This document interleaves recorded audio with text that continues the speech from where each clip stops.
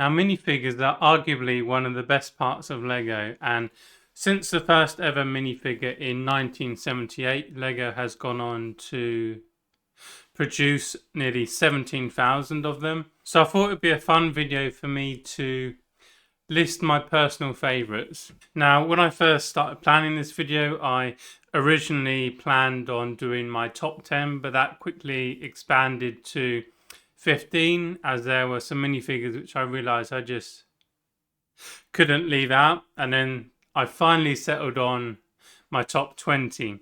So here we are. Here are the top 20 best minifigures according to me. If you agree or disagree, please do let me know down in the comment section, and while you're there, why not subscribe? Right, let's get into the video. Starting off my list is the original Greedo minifigure from the first Mos Eisley Cantina set in 2004. Now, if you consider the fact that this minifigure is nearly 20 years old now, I still think it holds up pretty well. And I've just always liked it, really.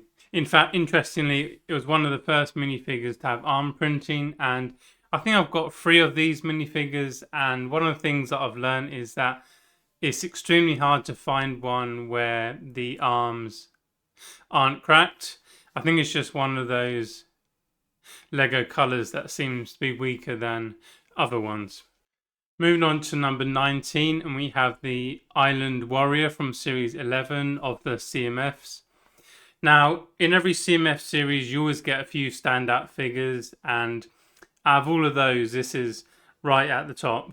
Personally, I think it's one of the best headpieces LEGO has made. It has fantastic printing, and overall, the figure just looks really intimidating. I kind of see this minifigure actually as a version 2.0 of the King Kahuta minifigure. I think that's what it was called. It was one of the early pirate minifigures, and it had this cool red helmet. In fact, this is the only CMF to feature on this list, so essentially what I'm saying is this is the best CMF that you can buy. 18 brings us Alfred Draconis. Now, when I was younger, I always had quite a few minifigures, all from different themes, and out of all of them, this was my favourite.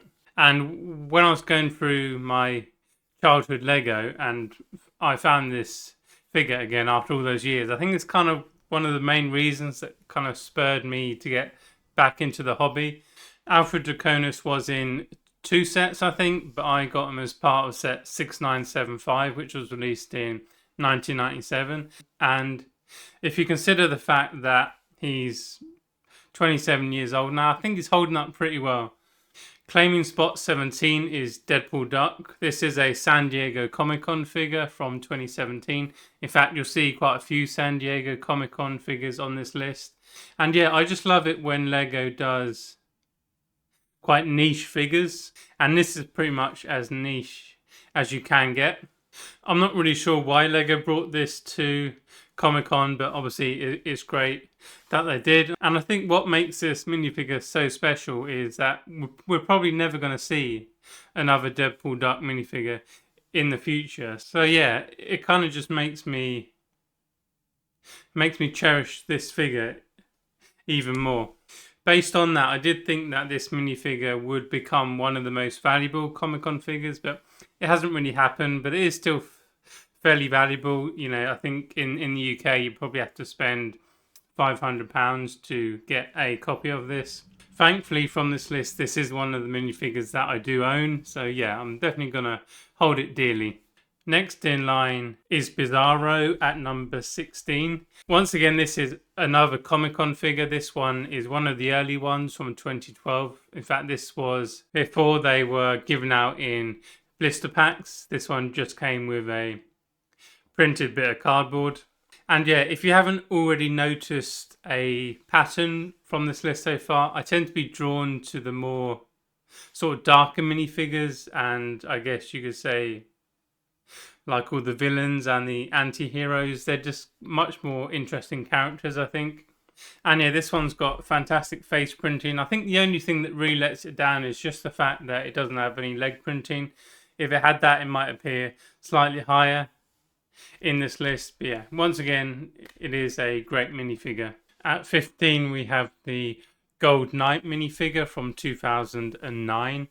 So castle figures are kind of have been tried and tested. LEGO does them really well. They haven't changed much over the years, so it really comes down to the quality of the printing and the fact that this is gold from head to toe. You can't get better than that, really. It looks fantastic. There have been some other really good Knight CMF figures over the years, and I'd love to see that continue.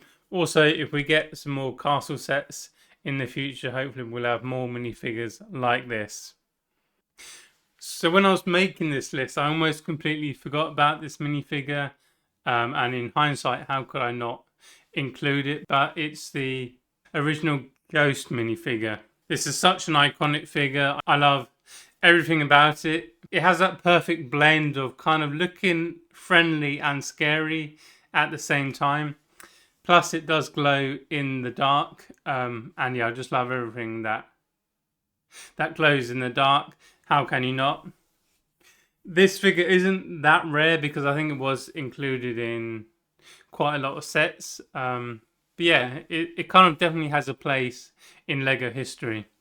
Some of the most underrated minifigures, in my opinion, are the Teenage Mutant Ninja Turtle ones. It was kind of quite a short-lived theme, and I think one of the best minifigures, one of the best minifigures from that theme was Shredder.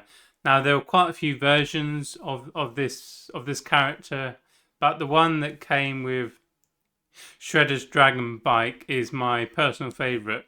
Just the contrast of the red torso and red legs with the blue cloak and the silver helmet just really makes it stand out. If it was placed next to other minifigures, you would definitely notice it. Yeah, overall it just looks really nice. Joining the list at number 12, we have Captain Salazar from the Silent Mary set.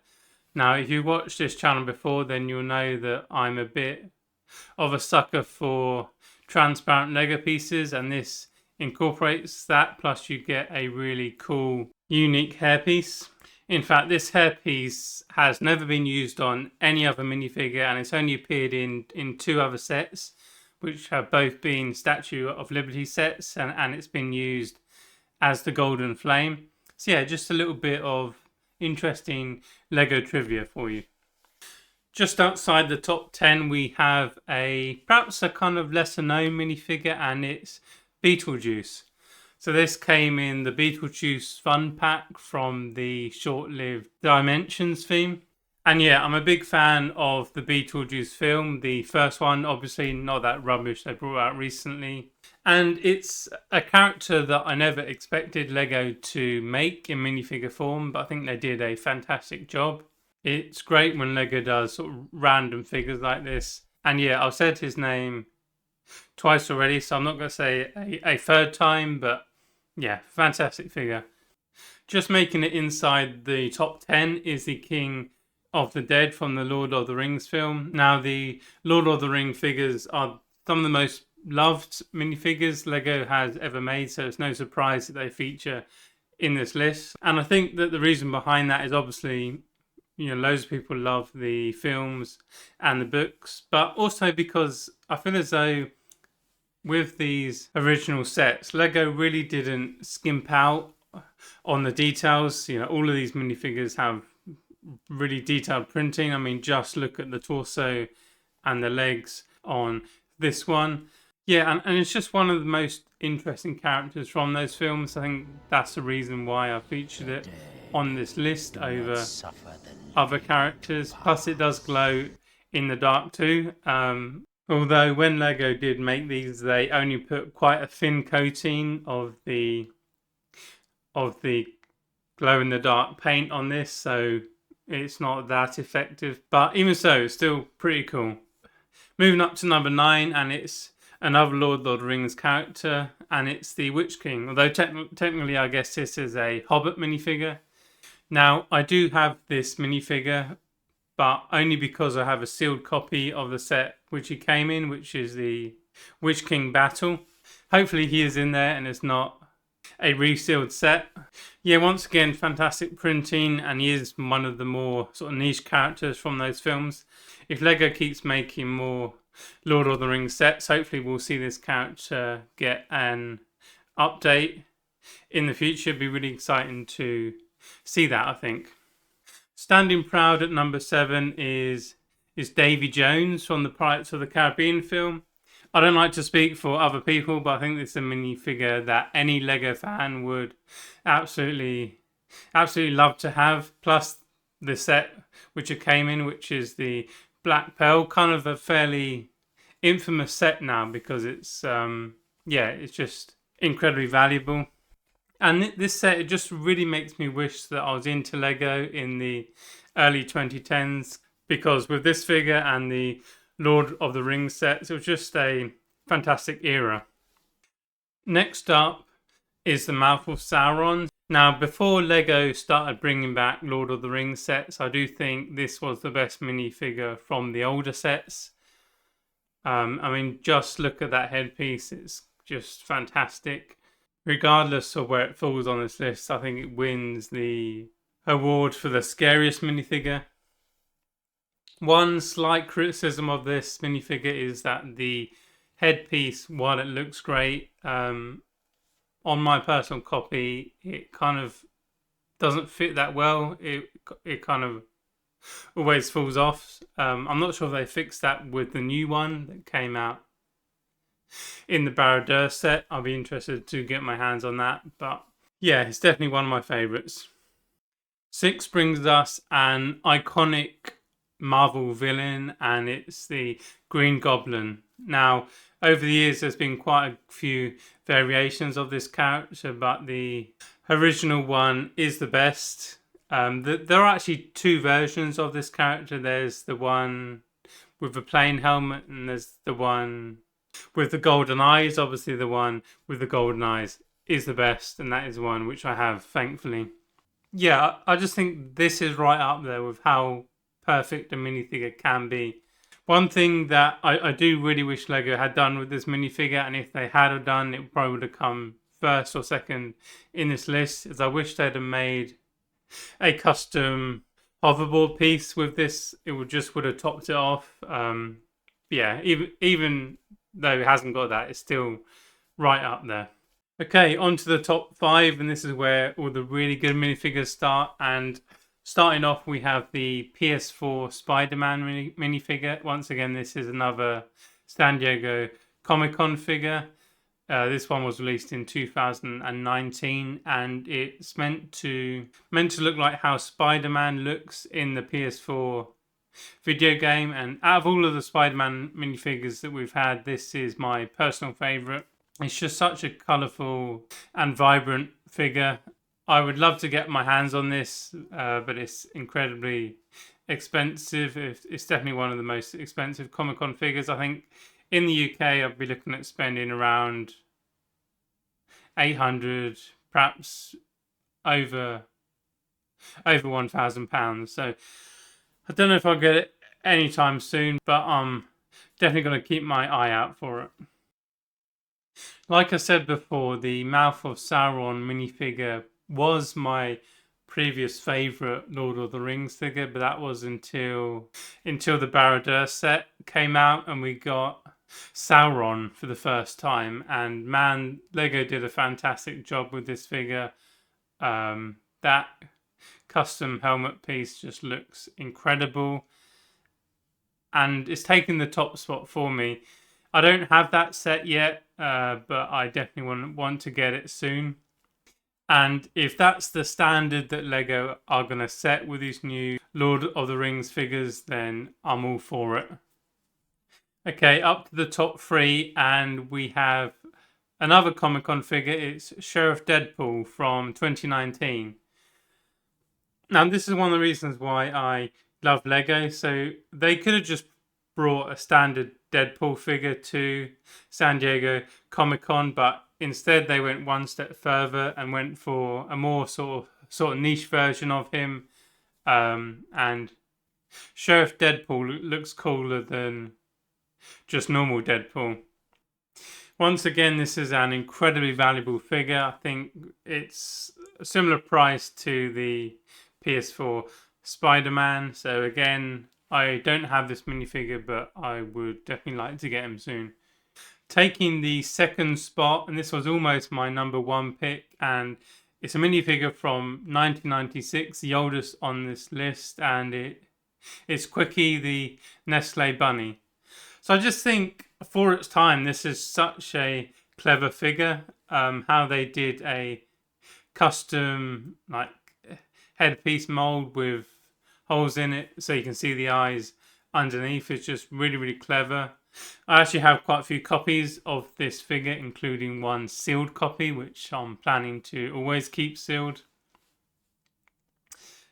And yeah, it's just, if you factor the age into it, it's just like a revolutionary, forward-thinking figure. And yeah, it's always been right at the top of my favorites. Okay, on to number one, and the best minifigure LEGO has ever made, according to me, is Shadow Leonardo. Now, it's a bit of an interesting figure because it was handed out at New York Comic Con and it came with a skateboard. I think there was only around 500 copies handed out. But then there was also a UK version which came in a small metal tin. I have one of the UK versions. I saw it up on eBay like a couple of years ago and just had to jump at the chance of owning it. What I love about this minifigure is that Shadow Leonardo as a character isn't a real character. It's one that LEGO completely made up, which I think just makes it even better. It has fantastic printing. And yeah, as I said before, this is one of the more darker characters, and this is just that. Yeah, it's kind of, in my view, it's as perfect as a minifigure can get. I don't see anything in the future being brought out by LEGO which beats this minifigure. So there you have it. Those are my top 20 favourite minifigures. Once again, please do let me know what you think. I'd love to hear what your favourite minifigures are. Please do let me know down in the comment section. Thanks again for watching. I really appreciate it. Please consider liking the video if you enjoyed it and subscribe for more LEGO content. Thank you and see you in the next one.